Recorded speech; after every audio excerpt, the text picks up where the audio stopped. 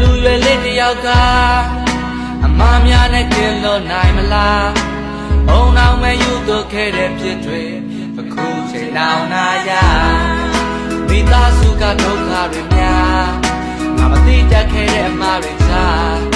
လူမိုက်တယောက်ပြည့်ရဲ့ချင်းငါမခဲ့တဲ့မှမရှိကောင်းမဲ့ချက်နဲ့ဒီပါလားပျက်စီးခဲ့တဲ့ငါရဲ့ချစ်တရားငိုရစ်စင်များချဝေဝါ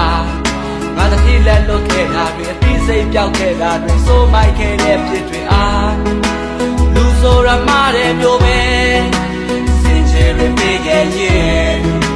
လောက်ခဲ့တဲ့မတိုင်းကိုပုံွယ်မာနာတရားရဲ့